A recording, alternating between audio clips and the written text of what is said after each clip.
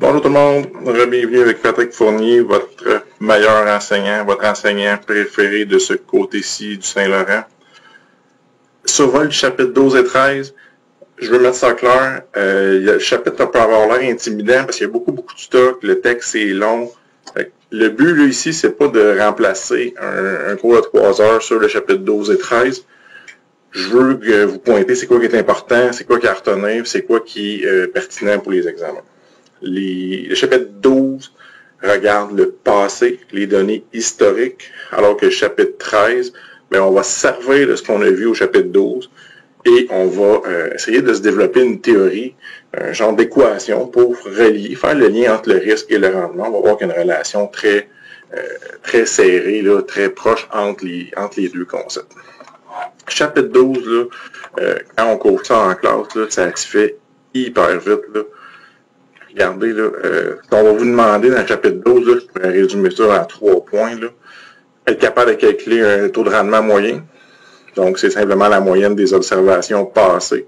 Donc, au chapitre 12, on regarde toujours en arrière. C'est les données historiques. C'est quoi la moyenne de mes observations? Moyenne arithmétique. On va faire ça. Et ce qu'on dit dans le début du chapitre, là, c'est quand on parle de rendement, on parle du rendement total. Donc, ce qui nous intéresse, c'est le rendement en dividende, plus le rendement en gain de capital, la variation du prix de l'action. Si c'était une obligation, on aurait le rendement en coupon plus la variation du prix de l'obligation. Mais c'est toujours le rendement total en pourcentage qui nous intéresse. Donc, calculer le rendement moyen, la première chose. La prime de risque. Donc ça, c'est quelque chose, c'est surtout pour mettre la table pour la fin du chapitre 13, quand la notion de prime de risque va revenir. Ce qu'on voit ici, c'est qu'il y a des titres qui sont plus payants que d'autres, ou qui ont été plus payants que d'autres dans l'horizon couvert par la petite étude qui est ici. Ce qu'il faut comprendre, c'est que ce qu'on a à battre, le taux de rendement qui est bon ou pas bon, souvent on se rapporte à penser que si c'est positif, c'est bon, ou si c'est négatif, c'est pas bon. Mais on a les bons du trésor aussi. Bons du trésor à 5,85%. Un bon du trésor, c'est une obligation du gouvernement à très court terme, en bas d'un an. Pas de coupon. Simplement 1 000 $ qu'on va recevoir dans 3 mois, 6 mois, 9 mois. Ça, c'est de l'argent qui est hyper sécuritaire. La seule façon que vous ne récupérerez pas votre 1 000 $, le montant que vous payez, aujourd'hui, on va payer ça peut-être 990 $, pour à la promesse d'avoir 1 000 $ dans 6 mois. Mais la seule chose qui peut vous arriver, c'est que le gouvernement canadien fasse faillite dans les 6 prochains mois. Mais la probabilité de ça, c'est pas 0, mais c'est vraiment proche de 0. Donc, on appelle ça le taux sans risque ou l'actif sans risque en finance. C'est une notion très importante, ça va revenir plus tard, mais ce que ça nous dit, c'est que dans le fond, le taux à battre, c'est ça.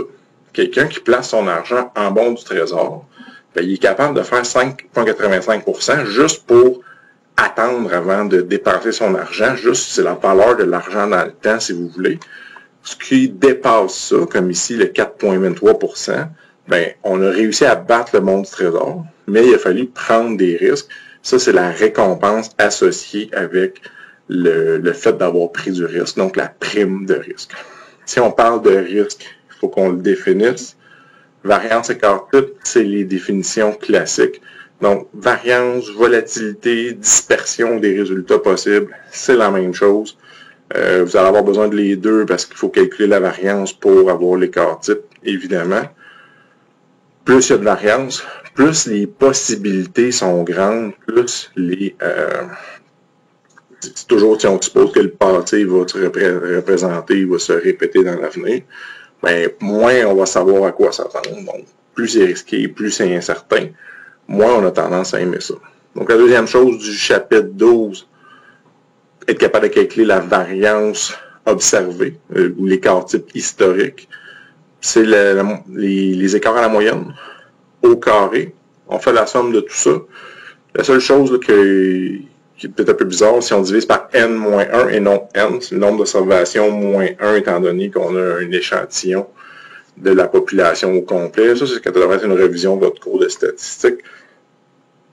Évidemment qu'on ne fera pas calculer l'écart type de 58 observations à l'examen. Ça serait un peu ridicule. Là. Mais ça peut être intéressant de savoir être capable de faire ça, évidemment, la formule comme telle est sur la feuille de formule qui vient avec l'examen. Puis, la dernière chose qu'on va vous demander de faire, bon, ici, on voit les écarts types. Donc, on disait que plus on avait de rendement, plus c'était risqué. Il y a un lien entre les deux. Donc, on voit que les actions de petites entreprises qui ont rapporté le plus, ben, c'est aussi elles qui avaient l'écart type le plus élevé. Donc, si tu veux faire plus d'argent, plus de rendement, il va falloir que tu prennes plus de risques. On va essayer de quantifier ça comme il faut dans le chapitre 13. Puis, la dernière chose qu'on va vous demander dans le chapitre 12, c'est les histoires de loi normale. Donc, c'est dans le fond, on a calculé la moyenne, on a calculé l'écart type de nos rendements. On veut que vous soyez capable d'appliquer ça.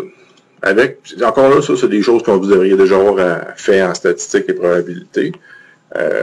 On sait que si on suppose une loi normale, c'est une hypothèse, là, en pratique, ça ressemble à ça. C'est pas parfaitement ça, mais ça ressemble d'assez près pour que l'hypothèse nous convienne. Mais on sait que dans un écart type d'écart, on couvre 68% des possibilités. Donc, il y a deux petits exemples ici. Vous avez les réponses. Si vous êtes capable de faire ces deux exemples-là, puis ça va bien, là, vous êtes correct. Les questions qu'on va poser là-dessus, ça va être exactement dans le même style, là. Donc, être capable de comprendre à quoi s'attendre, à quoi on peut s'attendre, compte tenu des paramètres trouvés de moyenne, donc le R qui est ici, plus l'écart type multiplié par le nombre d'écarts types. Donc, je vais arrêter ici pour le chapitre 12, puis je vais revenir avec une autre petite capsule pour le chapitre 13.